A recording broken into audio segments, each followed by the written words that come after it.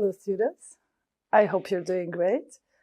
Today's lesson is pick and mix, and you will learn some tips and you will have some fun with some riddles, so I think you will like it. Here we have an exercise with some information that we have already learned, if you remember, from famous people in the past. So you will try to guess which information is true and which one is false. After that, we will check them together. So take your time and tick true or circle true or false about these statements.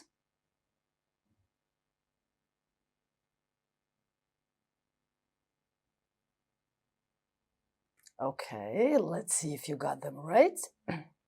So the second one, which says Mozart composed his first piece of music when he was 5, wow, so is true. The third one, before he became a famous actor, Hugh Jackman worked as a clown. He did shows for children's parties. This one is true too. 4, in Vienna, Austria, there is a vegetable orchestra. The musicians make their musical instrument from fresh vegetables. That's true. Number 5, Leonardo da Vinci invented the first airplane in 1485. That's true too. And the last one, the Tube is the name for the underground in London. That's true. So you gained some information about some people and things that maybe you didn't know. Okay, here we have a very famous pop star. I don't know if you have heard about him because maybe you're too young, but if you ask your parents, they know him very well. So what you're going to do is you're going to read the 3 paragraphs about Freddie Mercury, and you will pick a title for each paragraph. The titles are ABC. The first one is, why was he famous? The second one is, or B, some fab Freddie facts. And C is, who was he? So try from the paragraphs, try to put which title goes with which paragraph. Take some time.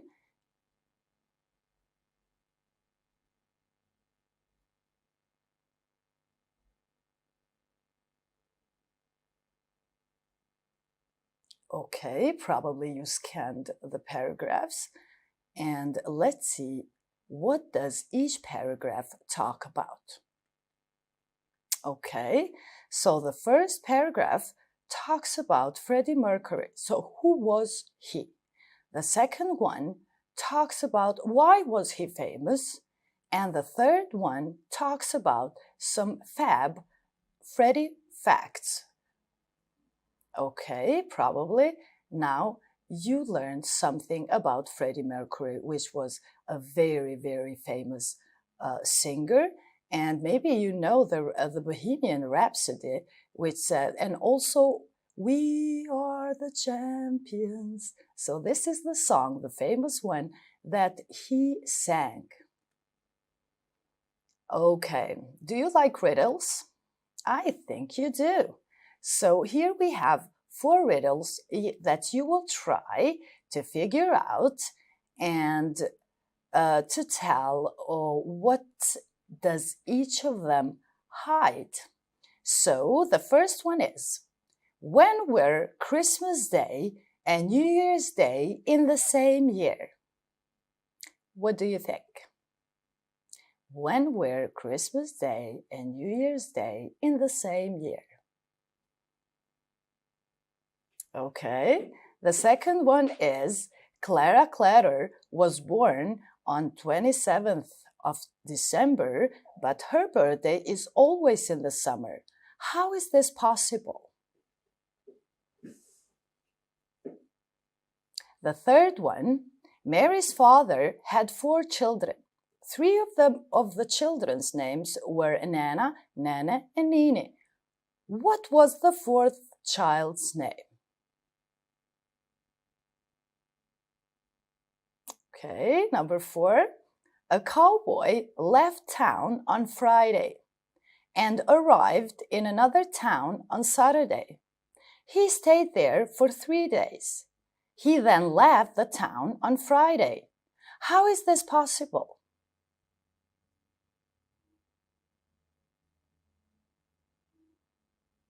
Okay, let's see if you figured them out. Okay, so the first one, when were Christmas Day and New Year's Day in the same year? They're always in the same year, of course. The second one, Clara Claro was born on 27th of December, but her birthday is always in the summer. How is this possible? It's possible because she lives in Australia. The third one, Mary's father had 4 children. 3 of the children's names were Nana, Nana, and Nini.